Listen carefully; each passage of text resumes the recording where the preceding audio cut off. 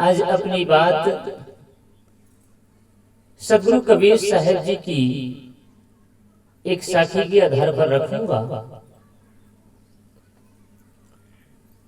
वह साखी हम सबके लिए व्यवहारिक और आध्यात्मिक दोनों जीवन को जोड़ने का काम करती है। मानो इस साखी के माध्यम से हम अपने व्यवहारिक जीवन को समृद्ध कर सकते हैं और अपने आध्यात्मिक जीवन को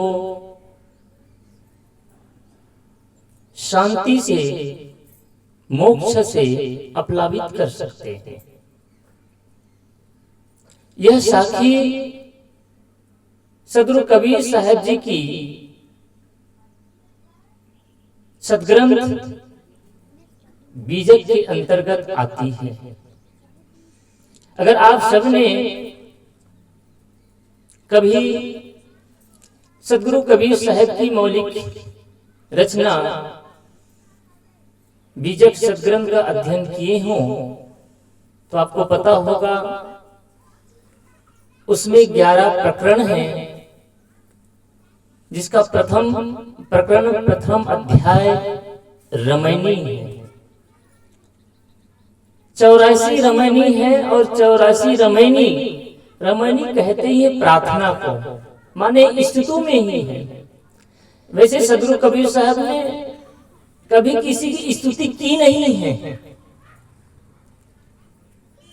और पहली विशेषता तो यह है कि सदगुरु कबीर साहब ने कोई पुस्तक लिखी भी नहीं है, कोई धर्म ग्रंथ उसने लिखा नहीं। उसने कहा है, बोला है, लेकिन लिखा नहीं। कबीर साहब अपने ही शब्दों में कह देते हैं, कबीर खड़ा बाजार में सबकी मांगी खैर, अन्ना काहू से दोस्ती ना काहू से बैर। तो कबीर साहब तो हजार के बाजार में कहने वाले, किसी गुफे, किसी कंदरे, किसी वृक्ष के नीचे चुपके से बैठकर लिखने वालों में से नहीं। कबीर साहब कहते हैं, मैं कहता आंखन की देखी, तू कहता कागज की लेखी, तेरा मेरा मनवा कैसे को होई। तो कबीर साहब आंखों देखी बातों को कहते हैं, बोलते हैं और विश्वास करते हैं। और जिस साखी की बात करता हूं, यह साखी भी एक ऐसे प्रकरण है बीजक सदग्रंथ के अंतर्गत तीसरा प्रकरण, जिसको ज्ञान चौतीसा कहते हैं। वो ज्ञान चौतीसा जैसे पहली क्लास का कोई बच्चा होता है, शायद याद करिए, हम मास्टर लोग बैठे हैं, अब विद्यार्थी तो सब है, सबने पहली क्लास किया है। तो जो पहली बार आप जब गए हो, चाहे वो हिंदी मीडियम हो चाहे इंग्लिश मीडियम हो, अगर इंग्लिश मीडियम से पढ़ा तो आपको मास्टर ने पढ़ाया A for apple, B for ball, C for cat, D for dog, ऐसे ही पढ़े होंगे। अगर आपने हिंदी में पढ़ाई की तो आपको पढ़ाया होगा का माने कबूतर, का माने खा माने खरगोश, ग माने गणेश, घ माने घड़ी। ये मास्टर का पढ़ाने का, विद्यार्थी को सिखाने का एक ढंग है, एक तरीका है। और सदगुरु कबीर साहब पूरे जन समुदाय को विद्यार्थी की नजर से देखते हुए अध्यात्म की पहली शिक्षा, मानो हम सबको पढ़ा रहे हो, वो भी इन्हीं अक्षरों को क ख ग घ को माध्यम बना करके हम सबको निर्देश करते हैं, उपदेश करते हैं।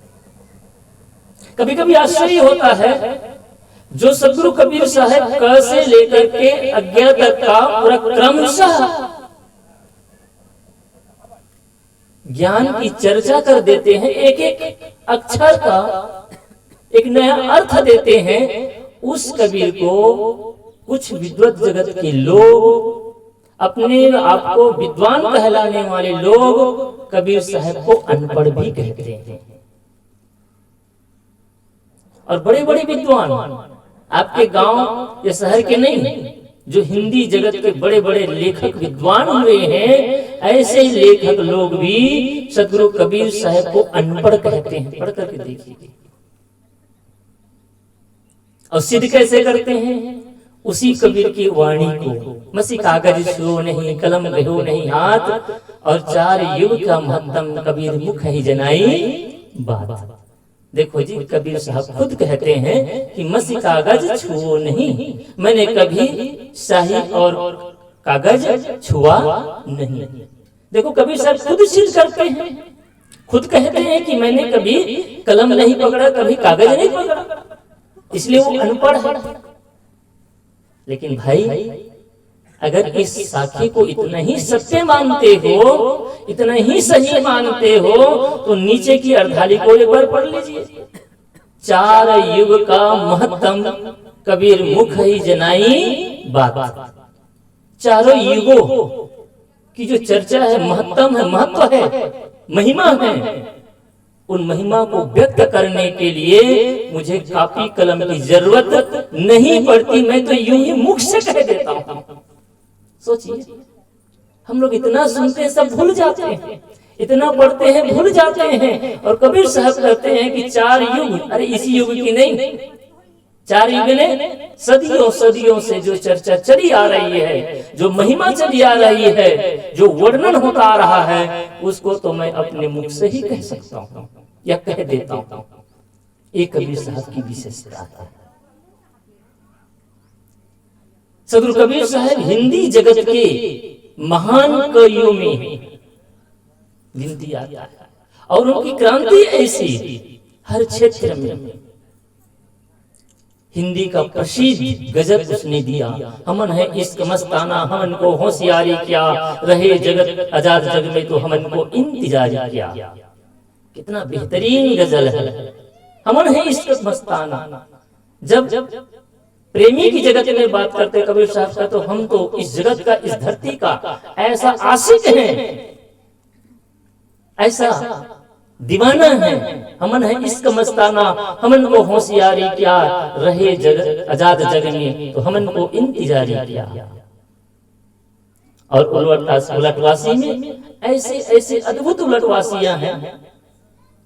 माता मरी फल एक है, पिता मरी फल चार, और भाई मरी तो हानि है, कहे कबीर विचार। कैसा अद्भुत! आप भी सोचेंगे जी, किसी घर में माता मर जाए तो कोई फल मिलता है? कबीर साहब कहते कि माता मरे फल एक है, पिता मरे फल चार, भाई मरे तो हानि है, कहे कबीर विचार। माता ना ममता मर जाती है तो ममता मरने की निर्भमता, अर्थात मोक्ष की प्राप्ति होती है। और पिता मरे फल चार, और जब पिता मर जाते हैं, अहंकार मर जाता है, अर्थ धर्म काम और मोक्ष, चार फल की प्राप्ति होती है। लेकिन भाई मरे तो हानि है। भाई नाम भाव, भाई नाम भक्ति, भाई भाव भक्ति, ये जब मर जाती है, भक्ति मर जाती है, भाव मर जाता है, भाई मर जाता है, भाई है। अगर भावना नहीं रही, श्रद्धा नहीं रही, प्रेम नहीं रहा, तो आदमी यूं ही मृत हो गया, कुछ बचा नहीं। तो सुंदर उलटवासी सभी पिरोहित करते हैं। आइए मूल दृष्टि साखी की ओर ले चलूं, तो सदगुरु कबीर साहब ने उस बीजक शब्द ग्रंथ के अंतर्गत ख अक्षर को माध्यम बना करके उपदेश किया। खखा चाहे खोरी मनावे, खसमहि छाड़ दहुतिस भावे, खसमहि छाड़ छिमा होए रहिए, होए नखीन अक्षय पद लहिए। ख अक्षर मैंने कहा ना, जैसे क माने कबूतर, ख माने खरगोश। कबीर साहब ने क्या कहा? ख माने खरगोश नहीं, खखा यानी ख माने खखा चाहे खोरी मनावे, खोर दे दिया, खोरी, खोरी को मना ले। खोरी क्या कहते हैं, किसे कहते हैं? आप सब थोड़ा सा अगर दिमाग को दौड़ाएं, थोड़ा जागृत हो, तो सोचिए, खोरी खोर गली बोलते हैं ना, कहने का ढंग है खोर, खोरी खोर गली। कबीर साहब कहते हैं खखा चाहे खोरी मनावे। अगर तुम खैर चाहते हो, अगर तुम कल्याण चाहते हो, अगर तुम मुक्ति चाहते हो, तुम अगर शांति चाहते हो, परमात्मा को चाहते हो, हर आदमी तो कुछ ना कुछ चाहता है।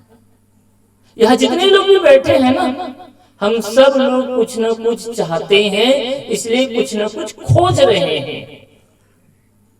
और सवेरे से शाम तक और शाम से सवेरे तक हम किसी खोज के ही तलाश में हैं।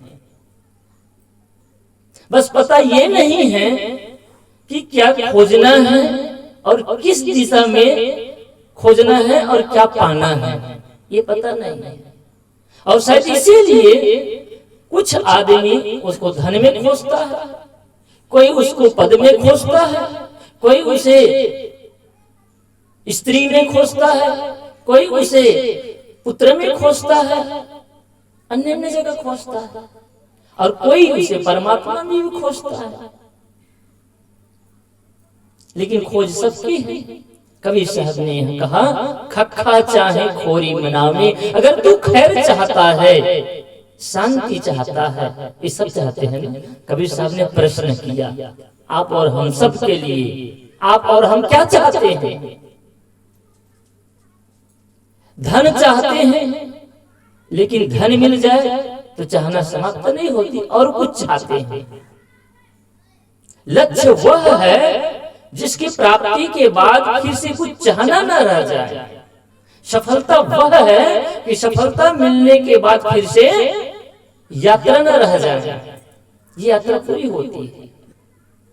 तो दुनिया की जितनी भी चीजें हैं उसको पा भी जाएंगे ना, तो हमारी यात्रा अधूरी रहती है, अधूरी रहती है, पूरी नहीं होती। धन मिल गया, कितना धन मिल गया? एक महीने में 1 लाख रुपए कमाने लग गए। फिर सोचने लगेंगे एक महीने में 1 लाख रुपए मिल, 2 लाख रुपए मिल जाता, 2 करोड़ रुपए मिल जाता, 3 करोड़ रुपए मिल जाता। कोई सीमा है? कोई सीमा नहीं। ऐसे ही किसी चीज की सीमा नहीं है। लेकिन सदगुरु कबीर साहब ने कहा कि एक सूत्र मैं देता हूं और उससे परिपूर्ण हो जाओगे। वो क्या है? खखा चाहे खोरी मनावे। अगर खैर चाहते हो, शांति चाहते हो, तो खोरी को मना लो। खोरी नाम गलियों को मना लो। ऐसे करना, कल से अपने गलियों को मनाने लग जाना। और माताएं तो मनाती भी है, व्यवहारिक दृष्टि से ही सही, मानो गलियों की साफ सफाई करती है। आज आदमी जहां रहता है ना, उसी को गंदा करता है। आदमी खुद गंदा है, इसीलिए अपने आसपास को गंदा करता है। और जीवन को सुंदर ढंग से जीने का रीति है, आप खुद पवित्र रहें और आपके आसपास को पवित्र रखें। ये सत्संग की पहली पढ़ाई है, पहली शिक्षा है। और मैं कहता हूं पहली नहीं, अंतिम शिक्षा यही है। अगर हमारा मन पवित्र हो गया तो क्या बचा? मन की सारी गंदगी साफ हो गई। अरे यहाँ गंदगी साफ करने ही तो बैठे हैं जी। तूने आंगन नहीं बुहारा, कैसे आएंगे भगवान? हम सब भगवान को चाहते हैं, भगवान मिल जाए, और भगवान इंतजार में कब सफाई हो। आप सबने कथा में सुना होगा, रामायण की ओर ले चलो। मां सबरी जात की भिल्ली, एक स्त्री जात मतंग ऋषि के आश्रम में रह करती थी। उसके गुरु ने कहा कि बेटी यहीं पर रह करके साधना करना, एक समय विचरण करते हुए राम जी इस मार्ग से प्रस्थान करेंगे, गुजरेंगे, आपको दर्शन देंगे। वो सबरी रोज आंगन को बुहारती थी, साफ सफाई करती थी, दूर तक, जहां तक उसका मुख्य मार्ग तक गली थी वहां तक सफाई करती थी, फूल भी छाया करती थी। रोज फल तोड़ करके इंतजार किया करती थी, कभी भी आ सकता। ऋषि मुनि देख करके हंसती थी, अरे पगली, हम लोग इतने दिन से तपस्या कर रहे हैं, त्याग कर रहे हैं, साधना कर रहे हैं, हमको भगवान दर्शन नहीं देते, और आप यूं ही रोज व्यर्थ काम करती हो। सवेरे उल्हाना दिया करते थे और सांझ के मजाक उड़ाया करते थे। सवेरे जब साफ करती, फूल बिछाती, फूलों को इकट्ठा करती, तो उस रास्ता से गुजरने वाले लोग उसका मजाक उड़ाया करते थे। और सांझ होते होते हंसी उड़ाते थे। देखो आज फिर रह गई। उससे एक बार एक ऋषि ने पूछा, सबरी तुम रोज वही काम करती हो, एक दिन नहीं, 2 दिन नहीं, कई वर्षों से करती चली आ रही हो, आज तक श्री रामचंद्र जी इस मार्ग से नहीं गुजरे, क्या तुमको भी भरोसा है? उसने कहा, मुझे ये पता नहीं है कि आएंगे कब, लेकिन मेरे गुरु ने कहा, मैं अपने गुरु की आज्ञा को पालन कर रही हूं। उसने कहा है कि सबरी इंतजार करना, धैर्य रखना, इसलिए मैं रोज तैयारी करती हूँ। क्या पता जिस दिन मैं चुक जाऊं और उसी दिन परमात्मा आ जाए, उसी दिन राम आ जाए और मैं उसके स्वागत के लिए आगे ना पाऊं, उसके लिए झाड़ू ना लगा पाऊं, उसके लिए फूल भी ना बिछा पाऊं, उसके लिए भोजन का प्रबंध ना कर पाऊं, तो बड़ा अनर्थ हो जाएगा। इसलिए मुझे पता नहीं है कब आएंगे, इसलिए हर दिन तैयारी करता हूं। देखिए, सबरी को राम का दर्शन होना एक अलग विषय है जिस पर मैं चर्चा नहीं करूंगा। वाल्मीकि में, गोस्वामी जी के रामायण में बड़ा अंतर है, वर्णन अंतर है। वैसे वाल्मीकि रामायण की दृष्टि से सबरी बहुत एक ऋषि थी, तपस्विनी थी, उसको राम की चिंता नहीं थी, राम की वो याद में बैठी भी नहीं थी। वो तो राम भटकते हुए उसके पास आए, मार्ग पूछने के लिए आए और संवाद हुआ, और सबरी का जूठा भेद तो खाई ही नहीं। और आपको तो जानकर आश्चर्य होगा, न वाल्मीकि रामायण में है और न गोस्वामी जी के रामायण में है कि राम ने जूठा बेर खाया, चर्चा ही नहीं। पता नहीं कभी लोग कहां से उठा कर ले आते हैं और आपको महिमा गाते हैं। सारा बात यह है कि सबरी का धैर्य, सबरी का तपस्या, सबरी का त्याग और साधना, मानो उसको दर्शन करा है।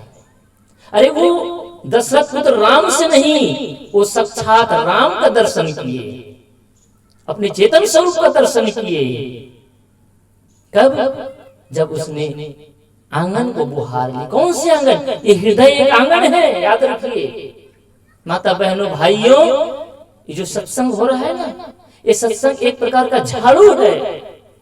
इस सत्संग के ज्ञान रूपी झाड़ू से अपने हृदय के सारे कचरे को साफ कर दीजिए, अपने हृदय को साफ कर दीजिए, आंगन को साफ कर दीजिए। और जिस दिन ये आंगन साफ हो जाएगा, ये पवित्र हो जाएगा, उसी दिन परमात्मा हमको दर्शन दे देंगे। ये परमात्मा क्या है? ये आत्मा ही तो परमात्मा है। ये आत्मा का दर्शन इसलिए नहीं होता है क्योंकि पर्दा पड़ा हुआ है, मैल जमा हुआ है। तो सदगुरु कबीर साहब कहते, खखा चाहे खोरी मनावे। अगर खैर चाहते हो, शांति चाहते हो, तो अपनी गलियों को मना लो। ये गलियां क्या है? तो इस शरीर ही एक नगर है, और इस शरीर की जो इंद्रियां हैं, इन शरीर की इंद्रियां अर्थात आंख, नाक, कान, जीभ, चाम, ये 5 ज्ञान इंद्रियां हैं। अच्छा, आप सबको मैं पूछूं कि गली का काम क्या होता है, गली का उपयोग कैसे करते हैं? तो घर से मुख्य मार्ग तक आने जाने का जो रास्ता होता है उसी को गली कहते हैं ना। मतलब घर से मुख्य मार्ग तक जोड़ने का जो माध्यम है वो गली है। सेम इसी प्रकार से इस शरीर रूपी नगर में, इस शरीर रूपी नगर से कहां तक? संसार से जोड़ने का जो मार्ग है वो इंद्रियां ही है। नाक से हम गंध लेते हैं, कान से श्रवण करते हैं, आंख से देखते हैं, त्वचा से स्पर्श करते हैं। इन इंद्रियों के माध्यम से ही तो संसार से जुड़ते हैं। सब कुछ सही हो, शरीर हो हमारे पास और आंख में ज्योति ना हो, तो क्या संसार को देख सकते हैं? नहीं देख सकते। सब कुछ ठीक हो, कान ठीक ना हो, तो यहाँ कितना भी बोले कोई सुन सकता है? नहीं सुन सकते ना। तो संसार के जितने शब्द हैं उसको कान से ग्रहण करते हैं, जितने रूप हैं उसको आंख से ग्रहण करते हैं, जितने गंध हैं उसको नाक से ग्रहण करते हैं, जितने स्पर्श उसको हम त्वचा से स्पर्श करते हैं। तो ये 5 ज्ञान इंद्रियों के माध्यम से हम संसार से जुड़ते हैं। सदगुरु कबीर साहब ने संदेश दिया कि अगर शांति चाहते हो और कल्याण चाहते हो तो इन इंद्रियों को अपने वश में कर लो। अगर ये इंद्रियां हमारे वश में हो जाएं, हम वही देखें जो हम देखना चाहते हैं, हम वही सुने जो हम सुनना चाहते हैं, हम वही खाएं जो खाना चाहते हैं, हम वही करें जो करना चाहते हैं। हम मतलब ये जीवात्मा चेतन। और अभी क्या हो रहा है, हम जो देखना चाहते हो नहीं देख पाते हैं, या जो देखना चाहिए वो नहीं देखते हैं, बल्कि ये हमारा मन जो दिखाता है वही हम देखते हैं। ये मन जो सुनाता है वही हम सुनते हैं, और मन जहां ले जाता है हम वही चले जाते हैं। मन ने कहा कि चलो शराब, चले गए। मन ने कहा जुआ खेलने, चले गए। मन ने कहा वेश्यागमन करने, चले गए। मन ने जहां जहां आपको निर्देश किया आप मन के गुलाम होकर के चले गए। कभी आपने विचार नहीं किया, कभी आपने चिंतन नहीं किया। सदगुरु कबीर साहब ने कहा करो विचार जो शब्द बजाई, अगर विचार करोगे तो जीवन के सारा दुख चला जाएगा। तो कल्याण प्राप्ति का अर्थात सुख पाने का सरलतम जो उपाय है वो है कि अपने इंद्रियों को अपने वश में कर लें। जितना ज्यादा हम संयम पूर्वक जीवन जिएंगे, इसलिए संत और गुरुजन कहते हैं कि वही देखे जो देखने योग्य है, वही सुने जो सुनने योग्य है, वही खाए जो खाने योग्य है, और वहां जाए जहां जाने योग्य है। अन्यथा शांत रहे, अन्यथा अकेला रहे। तो गुरु कबीर साहब कहते खखा चाहे खोरी मनावे और खसमय छाड़ दहो दिस धावे। लेकिन संसार की दशा कैसी है, अपने खसम को, खसम नाम पति को, मालिक को, स्वामी को छोड़ करके ये दुनिया का इंसान 10 दिशाओं में भटकता है। रात दिन तो हम भटक रहे हैं। किसी गुरु ने कहा कि परमात्मा स्वर्ग में है, किसी ने कहा वैकुंठ लोक में है, किसी ने कहा और कहीं है, किसी ने कहा कि पेड़ की पूजा से मिलेगा, किसी ने कहा कि नदी में स्नान करने से मिलेगा, किसी ने और कहा, और हम 10 दिशाओं में दौड़ रहे, भटक रहे। कहाँ है परमात्मा? कबीर साहब ने कहा जो तेल माही तेल है, जो चकमक में आग, और तेरा साई तुझ में। कहा तेरा साई तुझ में जाग सके तो जा। कबीर साहब जागने के लिए, पाने के लिए नहीं, ढूंढना नहीं है, बाहर नहीं है परमात्मा। परमात्मा हमारे अंदर में ही है, बस उसे जानना है और जान करके जागना है। जिस दिन जागृति आ गई उस दिन मानो परमात्मा मिल गया। और अब अभी क्या हो रहा है, हम 10 दिशाओं में उस परमात्मा को ढूंढ रहे हैं, खोज रहे हैं, कहीं तो परमात्मा मिलेगा। भाइयों बहनों, परमात्मा कहीं बाहर नहीं। अभी श्रवण कर रहे थे कि असली परमात्मा कौन, असली देवी देवता कौन, तो माता पिता असली देवी और देवता। और इसलिए नहीं कि हमारे संतन कहते हैं, इसलिए भी नहीं कि सदगुरु कबीर साहब ने कहा। वेद को तो मानते हैं ना, अगर आज सनातनी हैं, हिंदू हैं, और चाहे आज के ही आप तथाकथित हिंदू हो तो वेदों को तो मानेंगे।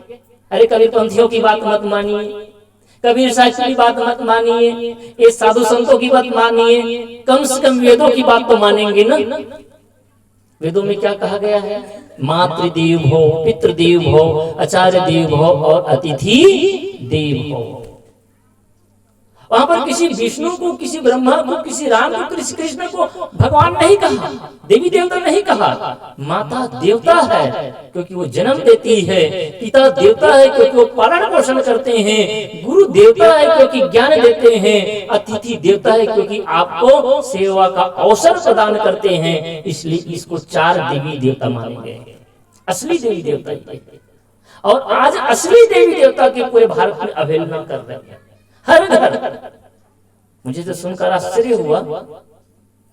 अभी कुछ दिन पहले, एक सप्ताह पहले अखबार में छपा था, दक्षिण भारत के किसी स्थान में एक भयंकर बहुत बड़ा वृद्धाश्रम बनाया जा रहा है। सुनकर के अच्छा लगेगा।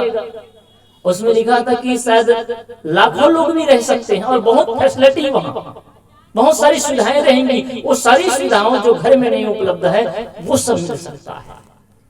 एक दृष्टि से अच्छी बात है।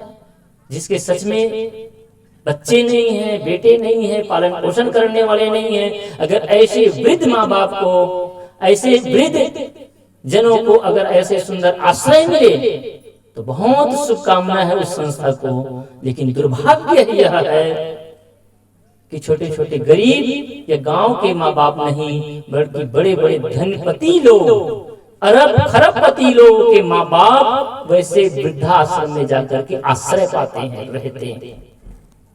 और मैं कहता हूं कि वृद्धाश्रम का खुलना ये सौभाग्य नहीं, हमारे मनुष्य का पतन है और ये हमारा दुर्भाग्य है कि हमें वृद्धाश्रम खोलना पड़ रहा है। इसलिए असली देवी देवता की हम पूजा उपासना करने लग जाए। आज हर आदमी, किसी कथावाचक ने कह दिया कि तुम अमुक करो, बस आंख बंद करके मान लिया, कभी विचार भी नहीं किया। तुम्हारे माँ बाप, जिस माँ बाप ने तुम्हें जन्म दिया, जिस माँ बाप ने पालन पोषण किया, जिस माँ बाप ने अपने सारे संपत्ति को लुटा दिए, वो अगर कुछ कहते हैं उसकी बात कभी सुनते भी नहीं, कभी उसकी बात मानते भी नहीं। और वो धर्मगुरु जो केवल व्यास गद्दी में बैठ गए, उसके प्रति बड़ी आस्था है, क्योंकि वो तो वेद की बात करता है, उसकी बात को आंख बंद करके मान लिए। उसने कह दिया कि सवेरे सवेरे उठ जाओ और जाकर के स्नान करके पानी चढ़ा दो, या सवेरे सवेरे ऐसे कर लो, बस उसकी बात मान लिए, उसके बात पर ज्यादा भरोसा है। और जिस माँ बाप ने आपको जन्म दिया, जिस माँ बाप ने आपको पालन पोषण किया, और जो माँ बाप आपके सुख दुख में साथी बनते, उनकी बात नहीं सुन सकते। तो आज असली देवी देवता का तिरस्कार हो रहा है और जड़ पिंडियों की ओर लोग बढ़ रहे हैं। तो जड़ को पूजने वाला जड़ ही बनेगा, जड़ बुद्धि का बनेगा। तो कबीर साहब ने कहा, खक्खा चाहे खोरी मनावे, खस में छाड़ बहुत स्थावे। दो नीचे की पंक्ति है जो बहुत ही व्यवहारिक है, समझने वाला है। 5 मिनट की बात कर बोले सतगुरुदेव की, खस में छाड़ छिमा हो रही है, होय न खीन अच्छे फल रही है। कबीर साहब कहते हो, खस नहीं छाड़ छिमा हो रही है। अगर सुख और शांति पूर्वक रहना चाहते हो, परिवार में आनंद चाहते हो, सुख चाहते हो, प्रेम से जीना चाहते हो, तो खस नहीं छाड़, अहंकार को छाड़ दो, छोड़ दो। ये अहंकार ही तो है जो हम एक दूसरे को मिलने नहीं देते हैं, झुकने नहीं देते हैं। ये अहंकार ही वो पर्दा है, ये अहंकार ही वो रोड़ा है जो हमारे सुंदर घर बसे परिवार को तोड़ करके रख देते हैं। खस में छाड़ छिमा होई, और जो खसम को छाड़ेगा, जो अहंकार का त्याग करेगा, अहंकार रख करके किसी का भला नहीं हुआ है। न रावण का भला हुआ, न कंस का भला हुआ, न दुर्योधन का भला हुआ, न किसी का भला हुआ है, न आज होगा। फिर भी हम अहंकार काटे हैं। और ऐसा नहीं है केवल राजाओं को अहंकार होता है जी, जिसके पास 10 रुपए का भी अहंकार हो जाएगा। कबीर साहब ने इसलिए तो कहा, काहू की हीरा होए बैठी, काहू की कौड़ी कानी। ऐसा कोई जरूरी थोड़ी ना है कि सोना के प्रति ही मोह होता है, जिसके पास कौड़ी उसी के प्रति मोह हो सकता है। मोह और अहंकार तो कहीं भी हो सकता है। इसलिए अहंकार का त्याग करें। अगर रिश्तों को बनाए रखना चाहते हैं, पति और पत्नी प्रेम से रहना चाहते हैं, माता पिता के प्रति श्रद्धा भाव बनाए रखना चाहते हैं, और घर में समरसता और शांति चाहते हैं, तो सबसे पहले अपने अहंकार का बलिदान दीजिए, त्याग करिए। अहंकार का त्याग किए बिना आप प्रेम से नहीं रह सकते, प्रेम से नहीं जी सकते, प्रेम से जीने ही नहीं देगा। तो खस में छाड़ छिमा हो रही है। कबीर साहब ने कहा, क्षमा मान करके रहिए। अगर किसी से कोई गलती हो गई तो उसको क्षमा कर दीजिए। अब खुद से कभी कोई गलती हो जाए तो क्षमा मांग लीजिए। ये दो सद्गुण अगर हमें आ गया तो हमें मानव होने से, मानव बनने से कोई शक्ति रोक भी सकती नहीं है। लेकिन ये गुण कब आएगा? क्षमा करने का भाव तब आएगा और क्षमा मांगने का भी भाव तब आएगा जब हम अहंकार से विलीन होंगे, जब हमारे जीवन से अहंकार गलेगा। और हम तो बड़े अहंकारी लोग हैं। पद का अहंकार, धन का अहंकार, रूप का अहंकार, ऐश्वर्य का अहंकार, परिवार का अहंकार, न मालूम कितने प्रकार के अहंकार, साधु होने का अहंकार, तो ज्ञान होने का भी अहंकार। अब अहंकार का कोई मूल पूछ थोड़ी ना, किसी बात के लिए भी अहंकार हो जाएगा। और जितना भी अहंकार है ना वो सब होता है, सब छूट जाने वाला है। मेरा कभी मेरा अहंकार नहीं होता, जो मेरे से बाहर है, मैं से और मेरे से बाहर है, उसी का अहंकार होता है। खुद का अहंकार कभी नहीं होता। और जितने भी अहंकार होता है ना वो दूसरे का ही होता है, और सब छूट जाने वाला है, कोई भी साथ नहीं रहने वाला। सोचिए ना, जिस घर का अहंकार करता हूँ, जिस पद का अहंकार करता हूँ, जिस रूप का अहंकार करता हूँ, जिस बल का अहंकार करता हूँ, न वो बल रहने वाला है, न वो रूप रहने वाला है, न वो धन रहने वाला है, न वो पद रहने वाला है, कुछ भी रहने वाला है। तो जो छूटने वाला है और तत्क्षण छूटने वाला है, आज काल बनी में अस्थिर नाई शरीर, कहाँ है कबीर कस राखियों, कांचे बासन नीर। ये जीवन तो कच्चे घड़े के समान है। कबीर साहब ने कितनी सुंदर युक्ति दी हम सबको कि जीवन कैसा है, जैसे कच्चा घड़ा। भाई पक्का घड़ा हो, जिस घड़ा को पकाया गया हो, उसमें तो थोड़े दिन पानी टिक भी सकता है, ठहर भी सकता है। ये शरीर तो कच्चा घड़ा है। अभी हम सब बैठे हैं, बस थोड़ी देर पर पहले पता चलता है कि हम एक दूसरे से बात व्यवहार कर रहे थे, आधा घंटा बाद पता चला भैया वो तो एक ट्रक के नीचे आकर के चला गया, या एक्सीडेंट हो गया, अटैक आ गया, ये अन्य हो गया, रोज की घटना है। अब मैं तो कोरोना काल से भी आप सब गुजरे हैं। जब मैं सवेरे सवेरे रोज फोन आता था तो मैं समझ जाता था, सवेरे फोन आया 8 बजे तक तो मुझे पता चल जाता था किसी न किसी का अब समय पूरा हो गया। और आप, मैं नहीं, आप सब भी थोड़ा आश्चर्यचकित रहते होंगे, उस समय डरते रहे आप भी, क्या पता भैया अब किसकी खबर आने वाला है। सही कही। और ये कोरोना काल की बात नहीं है, आज की भी बात है। आज हम सब बढ़िया बैठे हैं, कब किसका नंबर आ जाए, कब किसकी पारी आ जाए, इसको कोई कुछ नहीं कह सकता। इसलिए सब अहंकार थोथा है, झूठा है। इसलिए सब अहंकार को त्याग करके क्षमावान बनिए। किसी से भी कोई गलती हो जाए, ये तो देखें। एक छोटा सा दृष्टांत आया, अपनी बात को विराम करूं। महात्मा बुद्ध एक मार्ग से जा रहे थे, कुछ लोग एक स्त्री को दौड़ाते हुए जा रहे थे। किसी के हाथ में पत्थर था, किसी के हाथ में डंडे थे, और उस स्त्री को दौड़ाते हुए जा रहे थे। वो स्त्री बेचारी बेसुध भाग रही थी अपने प्राण रक्षा के लिए, अपने को बचाने के लिए। महात्मा बुद्ध के शरण में जाकर गिर पड़ती है। सभी लोग महात्मा बुद्ध को देख करके ठहर जाते हैं, रुक जाते हैं। सभी लोगों ने एक स्वर में आवाज लगाया कि महात्मन, इस स्त्री को हमको सौंप दीजिए, इस स्त्री को हम लोग मार डालेंगे, छोड़ेंगे नहीं। महात्मा बुद्ध ने देखा और देख करके कहा, अच्छा इसको मारना चाहते हो? कहे हाँ, क्यों मारना चाहते हो? सभी लोगों ने कहा कि स्त्री पापनी है, व्यभिचारिणी है, हमारे नगर के बहुत पुरुषों के जीवन को बर्बाद करी है, और आज इसको हमने प्रत्यक्ष पकड़ा है, इसके जीवन को हम लोग समाप्त कर देंगे। ये तो दायन है, दायन। महात्मा बुद्ध ने कहा, अगर ऐसी बात है कि ये पापनी है, दायन है, व्यभिचारिणी है, बहुत पुरुषों के जीवन को अगर बर्बाद कर चुकी है, तो निस्संदेह ऐसे स्त्री को जीने का अधिकार नहीं है, मर जाना चाहिए। मर जाना कीजिए, ऐसे लोग मर ही जाते हैं।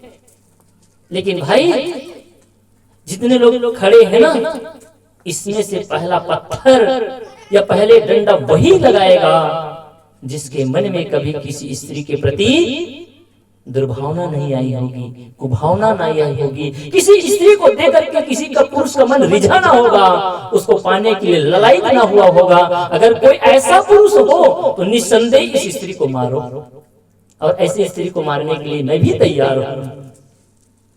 महात्मा बुद्ध की इस बात को सुनकर के सभी के हाथ से डंडे छूट गए, पत्थर छूट गए। भाइयों याद रखिए, कभी न कभी कहते हैं ना कि जब तक न पकड़ाए तब तक साहू बने हुए हैं, पकड़ा गए तो चोर जी। जब तक न पकड़ाए तभी तक तो साहू, अन्यथा हम में तो सभी नंगे ही हैं। हर आदमी नंगा है, लेकिन अपनी नंगाईपना को हम लोग देखते कहाँ हैं, अपनी झूठाई को देखते कहाँ हैं, अपनी गंदगी को देखते कहाँ हैं। हम तो सदैव दूसरों को देखते हैं। किसी की बेटी अगर भाग गई तो हम लोग बहुत हंसते, अच्छा अमुक की बेटी भाग गई, और उसकी पत्नी किसी दूसरे के चक्कर चल, उसको पता ही नहीं, या उसका बेटा किसी के साथ भाग गया, पता ही नहीं है। हम दूसरे के घर को हंसने वाले लोग हैं। संत और गुरुजन कहते हैं, अगर किसी ने कोई गलती कर भी दी, किसी से कोई गलती हो गई, तो सोचो तो जरा, वही गलती कभी न कभी हमसे भी तो हुई थी। इसलिए दूसरों की गलती को हम क्षमा कर दें, और कदाचित हमसे कभी कोई गलती हो जाए तो उसके लिए हम क्षमा प्रार्थी हों। यही सुधार का मार्ग है, और इसी मार्ग पर चल करके हम अपना कल्याण कर सकते हैं। आप सबके अंदर में बैठे हुए आत्मदेव को नमन करते हुए अपनी वाणी को विराम करता हूँ। बोले सद्गुरुदेव की जय।